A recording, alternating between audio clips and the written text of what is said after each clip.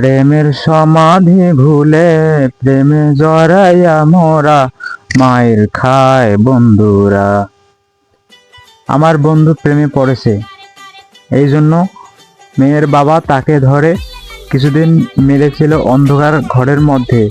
তারপর তার জন্মের আগেই সে মানুষ হয়ে যায় এবং দুঃসম্পর্কের বাড়িতে মাত্র বয়সে সব রকম অবশ্যই যোগদান মহৎ বলে অজন্ম গ্রহণ অশ্রয় মরত হয়েছে এবং পরত মরত পেট ভাতায় এমন সর্বগুণান্বিতা 122 পক্ষে বোঝা হয়ে দাঁড়িয়েছে এবং নীরবে সে কুকাজ করা শুরু করেছে।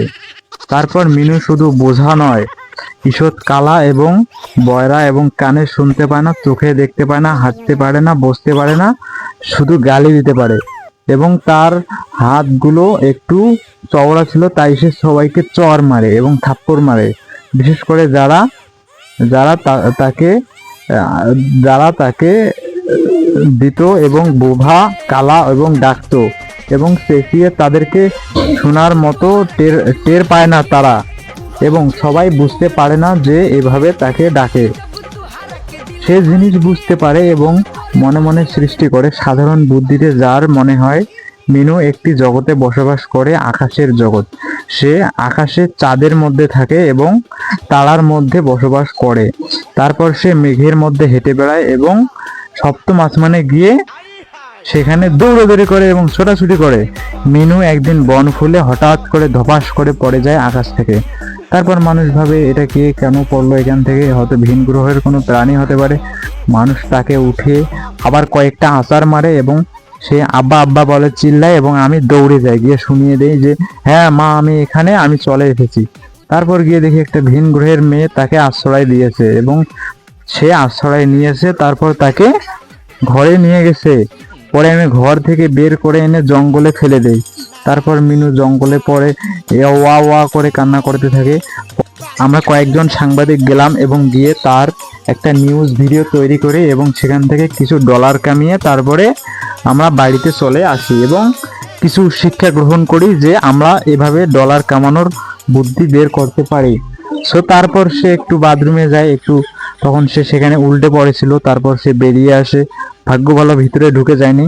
ভিতরে ঢুকলে অবশ্য তাকে আর বের করা হয়তো সম্ভব হতো না, হয়তো শুধু সে গ্রহণ করেছে এবং নতুন রূপে তাকে বের করা হয়েছে এবং সে ভিতরে পড়ে গিয়েছিল, এটা সত্যি।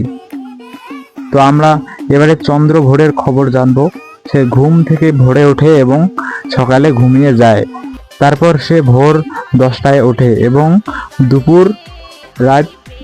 দুপুর 11টায় সে বাড়িতে গিয়ে একটু ঘুমিয়ে পড়ে এবং সে রাত 4টায় জেগে ওঠে এবং সকাল 4টায় ঘুম থেকে ওঠে। তারপর সে মৃদু মৃদু হাসে এবং বনে ফুলে ফুটে ওঠে। তার মুখে মিষ্টি হাসি, মিনুর মুখেও। মিনু মনে মনে মিষ্টি হাসে এবং সবাইকে ধন্যবাদ জানায় যে যারা যারা তাকে জঙ্গলের মধ্যে ফেলে দিয়েছিল, কারণ জঙ্গলের মধ্যে পড়া থেকে তার ভাগ্য পরিবর্তন হয়। সে জঙ্গল থেকেই একজন বিজ্ঞানী হয়ে ওঠে, সে একজন প্রকৃতিবিদ বিজ্ঞানী হয়ে যায়। তারপর সে সেখান থেকে প্রকৃতি নিয়ে ভাবা শুরু করে। প্রকৃতি নিয়ে ভাবতে ভাবতে তাকে একদিন বিজ্ঞান মহলে ডাকা হয়। তারপর সে বিজ্ঞান মহলে গিয়ে ইন্টারভিউ দেয় যে তাকে তার আত্মীয় স্বজনরা জঙ্গলে ফেলে দিয়েছিল এবং সে জঙ্গল থেকে কিছু শিক্ষা পায় এবং তারপর সে বিজ্ঞানী হয়ে যায়।